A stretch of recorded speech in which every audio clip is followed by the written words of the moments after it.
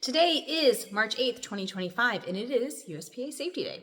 So the United States Parachute Association designates a day in the spring each year to be Safety Day, and it's just a good time for skydivers to get together to talk about safety-related issues, especially if you're a jumper that hasn't been able to jump all year long. It's probably been a few months since you made your last skydive because of the winter. So it's a good time to refresh our memories about things like landing patterns, gear checks, and emergency procedures as well. If we've never met before, my name is Christina Arango, and I am a USPA coach examiner as well as an AFF instructor. I started jumping in 2001, and I currently jump at Skydive Palaca, which is a drop zone that's located in North Florida. So USPA also puts together and releases at this time of year a report that looks at the fatalities or deaths that occurred in our sport in the previous year, and that's what I'd like to take you through right now. So it is a not fun but hopefully worthwhile PowerPoint presentation that looks at what happened and what we can learn from that. Every year, USPA puts out a fatality summary that looks at the deaths that occurred from the previous year and to see if there are any lessons that we can learn from that. So again, what's the purpose of this?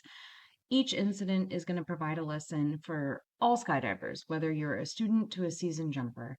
And the goal is to identify what went wrong so we can identify trends, any at-risk behaviors, and ways that we can improve safety culture at drop zones. So in 2024, there were 9 fatalities, and this is the first year since record keeping began that fatalities are in single digits. So this was great news. If we look at the fatality rate versus the number of jumps we're making, you can see in orange, that's the total jumps per decade on average, and that's in millions. So you can see from the 60s to current day through the 2020s, that we make a whole lot more jumps now on average than we did before. And the fatality rate has actually been going down. So that's great news too. So we make a lot more jumps now, and the average number of fatalities every year is much lower than when skydiving first started. If we look at who is usually the one dying, whether it's students, A license, B license, C license, or D license holders, again, it's mostly students and D license holders.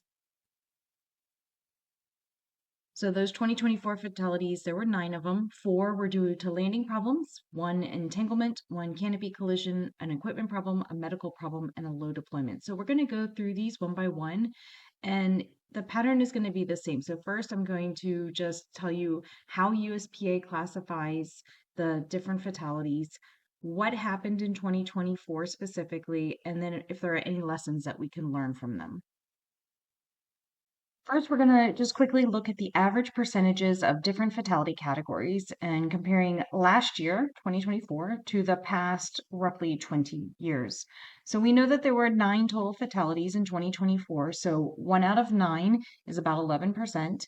And the landing problems, since there were 4 of them, 4 out of 9 is about 44%. So if we compare last year's percentage to the average over the last 20 years, we can see a lot of them are pretty much the same, except for entanglement and low deployment. Those are about 5 times higher than the past 20 years, and that's just because those categories are fairly rare, actually. So let's move on to the first category, which is going to be entanglement. Again, this is a relatively rare category to have a fatality in. As you can see from the past 20 years, usually only about 2% of fatalities fall under this category. So what is an entanglement fatality? Well, that occurs when a deployed parachute becomes entangled with the jumper's body or another part of the system. And again, relatively rare. So in 2024, what happened? A 63-year-old male that had about 200 jumps and 8 years of experience was making a solo wingsuit jump from a Cessna 182. They recently had attended a first flight course, but they had only jumped from a turbine aircraft. So this is going to be his first wingsuit jump from a 182. He had an unstable exit that led to an unstable deployment, causing his main to become entangled with his body. And then, despite cutting away, the main parachute remained attached to him. He then deployed his reserve parachute, and that became entangled as well, preventing full inflation. He impacted the ground under those 2 entangled parachutes. So what lesson can we take away from this? Skydivers, especially wingsuiters, should be coached on exiting different aircraft types. If you've never jumped from a particular plane before, or if you've never had to climb out on a particular plane, ask somebody who has and find out what is the best way, what are snag hazards that you may want to avoid, and things like that. Emergency procedure training for entanglement should also focus on your cutaway decision making and reserve deployment timing, mainly focusing on the idea that you should try to clear your main parachute before deploying your reserve if there is time to do so. Okay, the next category is canopy collision. So, canopy collision fatalities occur when two or more skydivers collide while under a parachute, leading to an uncontrollable descent. The two most common instances that you'll see canopy collisions are right around deployment time and then also once you're in the pattern, so roughly below 1,000 feet. As we can see in 2024, 11%, 1 out of 9, is exactly what the 20-year average has been as well. So in 2024, a 42-year-old male that had over 10,000 jumps and 12 years of experience was leading a 5-way angle skydive. At break-off, he transitioned to a flat track before deploying his main parachute. There was another jumper on this jump that only had about 102 jumps, and they were above this particular person. And when they saw the parachute deploying below them, they also decided to deploy their canopy to try to avoid colliding. Unfortunately, didn't work. The two jumpers did collide as their parachutes inflated, and the experienced jumper was incapacitated by the impact, and then his main parachute entered a rapid spin until he impacted the ground. Thankfully, the lower experienced jumper did survive. They had a concussion and some bruising, and they were able to land uneventfully. So, what lessons can we take away from this story? Is first, make sure that the whole group knows what the breakoff altitude is. Apparently, on this jump, there was some confusion over what it was supposed to be. Some thought it was 5,500 feet, and the others thought that the breakoff altitude was 5,000 feet. So make sure when you're jumping with a group of people that everybody knows what the plan is for breakoff. And make sure that the jump is going to be suitable for everybody that is on it. It was reported that the jumper, with just 100 jumps, they struggled to maintain control and also to keep proximity with the group. So this is probably a little bit outside their skill range.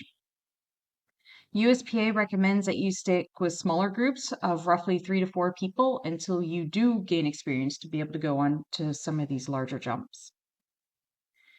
And then you should understand when it is beneficial to delay deployment versus actually deploying immediately to prevent collisions. In this fatality report, USPA said that perhaps actually waiting a moment or two longer and trying to get some separation in free fall would have been a better choice for that less experienced jumper than actually trying to deploy immediately. So now let's move on to equipment problems. And these fatalities occur when a skydiver experiences a failure that is related to gear, packing and maintenance, or mismatched system components. 2024, what happened was a 74-year-old male with over 7,000 jumps and 32 years of experience was exiting from a Twin Otter for a 4-way formation skydive. At some point during the jump, the formation funneled, so it broke apart essentially, causing disorganization but no immediate issue. However, after breakoff and deployment, a person on the ground saw that his parachute was flying normally, but moments later, it was in a rapid spin with only one riser that was still attached. He was observed hanging limp in his harness for the final 1,000 feet and was unresponsive. So, side note, he was also taking some medication that could cause dizziness. So, this could partially be a medical incident as well instead of just an equipment problem. Investigators found that his cutaway handle was partially extracted and his right riser had detached, leading to the rapid spin. So, what they think happened is that when the formation funneled, perhaps there was some contact with one of the other people that may have dislodged his cutaway handle, and that would lead to one side having a riser release while the other was still attached, causing that spin. So, what can we learn from this? That it is possible for your handles to get dislodged in free fall, particularly after you have some unintentional contact with other people. In this case, if somebody falls on you or kicks you or who knows whatever else that could happen. And a partially pulled cutaway handle can lead to just one side having a riser release and not the other, which will cause a severe spin. So handle checks are very important in the aircraft before exiting, and anytime you have a free fall collision, you should be thinking about checking to make sure that your handles are still in place as well. And then, because of that side note that I said, all skydivers should also assess how medications that you may be taking or any other physical conditions that you have could affect your response times. So now we are actually going to talk about the medical problem category. And fatalities fall under this category when a skydiver experiences a health-related emergency during the jump, such as a heart attack or stroke, or also maybe even mental health issues. So if a jumper goes and uses skydiving as a way to commit suicide, all of those would fall under medical problem fatalities. It is a relatively rare category, yet it is persistent. So if we look at the data again, we can see in the past 20 or so years, roughly about 10% of all fatalities are caused by a medical problem. So in 2024, there was a 47-year-old male with a little bit over 1,000 jumps and 12 years of experience that decided he was going to go and do a solo high pull. So if you don't know what that means, it just means as soon as he exited the aircraft, he was going to deploy his main parachute and just fly that around for a while. Earlier in the day, however, he reported feeling unwell with chest and throat discomfort, and he decided that he was not going to act as a tandem instructor and make any tandem jumps. Instead, he was going to just go off and do a solo high pull. A fellow jumper saw him in free fall, though, in a back to earth position, appearing unresponsive, and he never actually deployed his main or his reserve pilot chute and was killed instantly on impact. There was no AAD on his rig. There was no evidence that later found that there was any attempt to deploy either the main or the reserve parachute. So, what can we learn from this? Well, skydivers need to pay attention to health warning signs and should have annual medical checkups. We should encourage people to make a quick self-assessment before each jump, like, do I feel well enough to make this jump? And also, having an AAD on the rig could have made a difference. We also have low deployment fatalities. So these occur when a skydiver deploys their main or reserve parachute too low for it to be able to fully inflate. This is a relatively rare fatality category, and it's only the second fatality of its kind in the last 10 years. As we can see, again, from the averages over the past 20 years, this happens only about 2-3% of the time. So last year, a 36-year-old male with 18 years of skydiving experience had a new wingsuit, and this was his second jump of the day on this new wingsuit. He was an experienced wingsuiter, but he struggled to deploy on his jumps with this new one that day. At pull time on this second jump, he went unstable while trying to deploy, and he began spinning and tumbling, and he was unable to deploy his main parachute and impacted the ground at a high speed. His reserve parachute was found out of the container next to his body and free bag. The reserve was still mostly flaked as it was still packed, and investigators could not confirm whether he tried to pull the reserve handle or not, or if it just had become dislodged before hitting the ground. His rig also did not have an AED. So whenever you're introducing any new piece of equipment, especially here, a wingsuit, you're at an increased risk and that's for any skydiver. Like I said, new equipment, higher risk because you're just unfamiliar with it. Deploying at the correct altitude is more important than deploying with stability. So as we say, we should never sacrifice altitude for stability. When we think about our pull priorities, number one, we've got to pull. It's better to pull at the correct altitude, and our lowest priority is going to be pulling at the correct altitude while having stability. So it seems like in this instance, he sacrificed his altitude trying to gain stability. Again, in this case, an AAD could have made a difference. So now we come to the biggest category for last year, which were landing problems. So landing problem fatalities occur when a skydiver dives when landing a fully functional canopy. So these can be for different reasons. So intentional low turns, so swoopers that misjudge, essentially. Unintentional low turns, this is going to be people that at the last moment decide that for whatever reason that they need to turn. Non-turn related issues such as weather. And as we can see over the past 20 years, the category averages haven't really declined. They're about the same rate in general as they have been, unfortunately. Okay, so that tandem pair, it was a 28-year-old instructor with 4,500 jumps and 12 years of experience taking a 28-year-old first-time tandem student. So while they were in their landing pattern on base, there was a visible dust devil, and the tandem instructor adjusted their pattern to be able to avoid it and turned on to final. Unfortunately, at 30 to 40 feet, they encountered another dust devil over the grass landing area. So there wasn't any debris in this one, and that's why they say that it was invisible. And so the parachute violently turned left, and the tandem pair struck the ground simultaneously with the canopy. The instructor died pretty much right after impact. The student was taken to the hospital and died 2 days later. So, what is the only lesson that we can really take away from this one is that you need to know what weather conditions are most hazardous at the drop zone that you're jumping at. So, in this case, they were out in the desert. You can get dust devils there. My home drop zone in Florida, thunderstorms are in the summertime. They can lead to some really dramatic changes in both wind direction as well as wind speed. So, wherever you're jumping, know what kind of weather conditions you need to be watching for. There were 2 intentional low turns. So the first incident involved a 42-year-old male with 1,400 jumps and 9 years of experience jumping a sub 100 square foot cross brace parachute, wing loading of 2.4 to 1. This was the first jump of the season, so he'd been not jumping for several months, and because it was wintertime, and this was his first jump back. He did a 270 turn too low to the ground and struck the ground while still in a descent.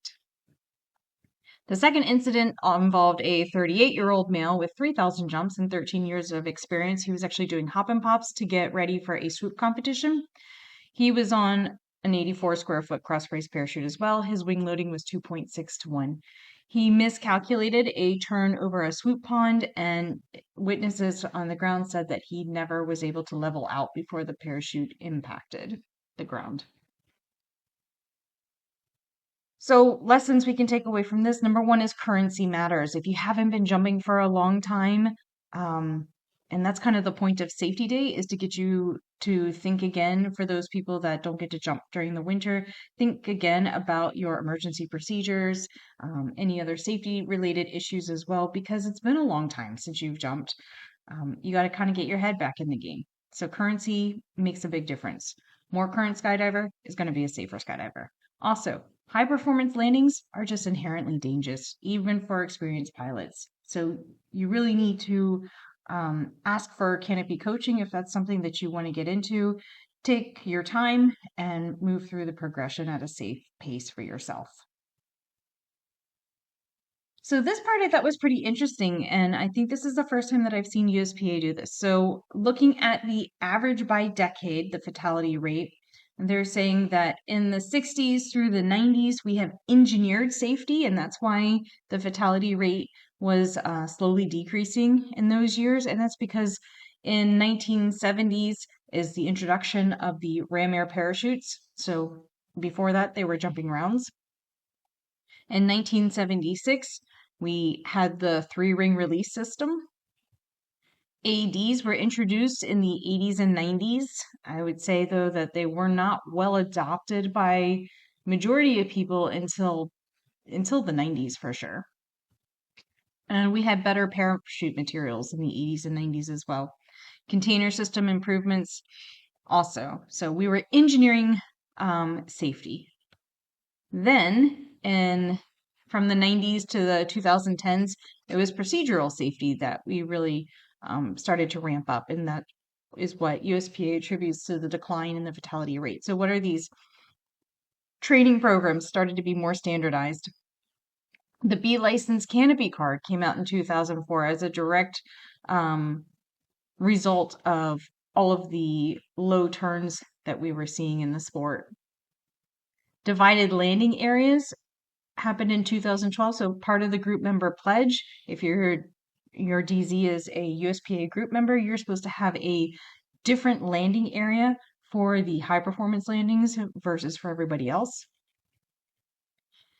We are working on expanding canopy education, and that's up through the present. They're talking about making part of the C and even D license requirements are going to now include some more canopy education topics. And then just recently, if you haven't seen it yet, go check it out. There is been a massive update to the USPA SIM, Skydiver Information Manual. It is actually readable now, thank goodness. And they have a lot more graphics in there as well to try to explain concepts. They've also kind of streamlined and updated canopy emergency procedures and things like that. So if you haven't looked at the sim in a while, I encourage you to do so. They've done a great job with this latest update. So that brings us up to 2010. So what are we need to do now? Now USPA says that the only thing that really is left to do is to work on our skydiving culture as a whole, our behavior. Okay, so a strong safety culture is going to help skydivers keep getting safer instead of just repeating the same mistakes. Most of the skydiving accidents and all the fatalities that we've just talked about, they're happening for the same reasons as before, and it's not because there is some new danger that is out there. So what is safety culture? It's how a group thinks and acts about safety, mindset habits. Everybody's got to take responsibility here. You got to get buy-in from everyone around. And a strong safety culture is going to reduce risk. So, what is your role as an individual skydiver? So, I thought this was also kind of interesting. Never really heard of it before until now. So, Heinrich's theory of accidents. This is saying that fatalities are just kind of the tip of the iceberg here. So, every time you've got one major incident, there was going to be many more serious injuries, even more minor injuries and near misses and such. I've read about it a little bit, and seems like there's different numbers out there.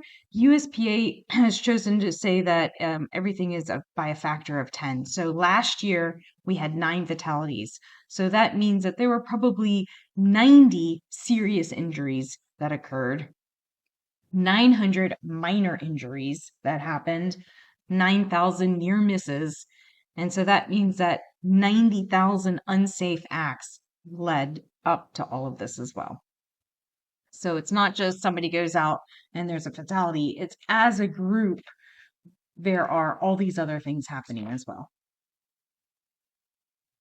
So, what are some unsafe acts or behaviors? Jumping in unsafe conditions, whether that's due to the weather or the gear that you're using. Also, jumping with unsafe behaviors.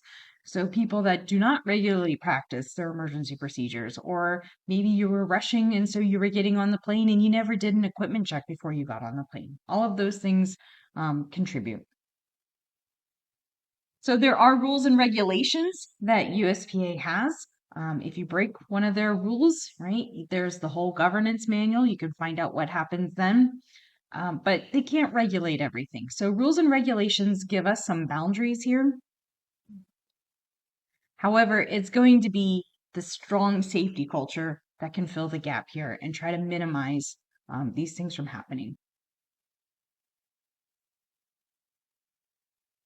So why would a skydiver ever commit an unsafe behavior? Many reasons, right? They may not know any better, and or they get away with whatever the unsafe action was. They might need to save time, like I said, rushing to make the load. Looking skilled or brave in front of other people. I think sometimes this could be aimed at those people that are wanting to learn how to swoop, for example. They're trying to avoid embarrassment, perhaps, and peer pressure with maybe, for example, going on a jump that is out of your comfort zone and beyond your skill level, but your friends are doing it and they're like, oh, you'll be fine. Why not? That could be an example of peer pressure causing somebody to commit an unsafe behavior. So if you've never heard of the Dunning-Kruger effect, we're going to talk about this next. So why do we tolerate unsafe behavior that goes on around us? So the Dunning-Kruger effect says that when we have very little knowledge, our confidence is going to be super low. So that first time jumper or has just very, very few jumps, right? They have no knowledge, and so they're not really confident yet. So inexperienced jumpers might be afraid to say anything because they assume that they don't have enough knowledge. So whenever I teach the first jump course, I let those people know that you haven't even made a jump yet, but if you ever see anything that you think is strange, like somebody's chest strap is not on while they're on the plane or anything like that, go ahead and speak up because you actually do know enough to give a person a second chance to check their rig, for example, to do another gear check. But when they're very inexperienced, they're probably going to be afraid to say anything because they're like, hey, what do I know? They're the ones that have more jumps than I do. However, when we have few more jumps than that, our confidence soars, even though we still really don't have a whole lot of knowledge in the field. So this is what a lot of people refer to as the 100 jump wonders, right? So these are the people that feel like they know everything that there is to know. So they may not be receptive to criticism. And more experienced jumpers may assume that somebody has already talked to them because you know what, they have been around at the drop zone for a while, so somebody must have already said something to them, but that may not be the case. And then as you gain experience, you actually go through this dip where you start to realize, there's a lot more things out there that I wasn't really aware of over time. And then your confidence level starts to go back up again. So that's the Dunning-Kruger effect. Experienced skydivers might believe that what is easy or obvious to them is also easy or obvious for everyone else when that is not necessarily the case. So those are all kind of reasons why we might tolerate unsafe behavior that is happening around us. Again, going back to this slide, right? Safety from engineering measures have improved. Safety from putting into place canopy coaching and just student progressions in general, that has improved. And we can see that the average fatalities are decreasing over time. So moving forward, we really need to start thinking about what we can do to help bring down the fatality rate even more. So the biggest challenge left is our skydiving culture. So what can we do? Improving safety has got to be a never-ending continual process. It's not like there's going to be like, wow, we made it, now we're safe. It's never going to be like that. It's always going to need to keep happening. Skydivers have to constantly learn, improve, and stay accountable. I like to borrow from our British friends and saying, see it, say it, sorted. So what does that mean? If you see something, go ahead and say something about it. So if you don't feel comfortable talking to the person yourself, report it to an instructor or an SNTA so that they can talk to the person that in question and everything can get sorted out. If you are the person who has caused some sort of safety infraction, be open to hearing what other people are going to tell you and how you can improve from that. I think that is the biggest thing as skydivers. We're all going to be making mistakes, right? The only thing that experience gives you is hopefully the frequency of your mistakes decreases, but we are still all going to be making mistakes. So we have to, as a group, be okay with that idea. We have to be able to share what our mistakes were. And then as a group, we can come up with, you know what, in this situation, this might have been a better choice to make at the time so that moving forward, we're all learning from these mistakes. And hopefully, we're not having to learn from fatalities. I hope you found watching this video to be worth your time. If so, please think about hitting the like and subscribe buttons so that we can get this information in front of even more people. Thank you.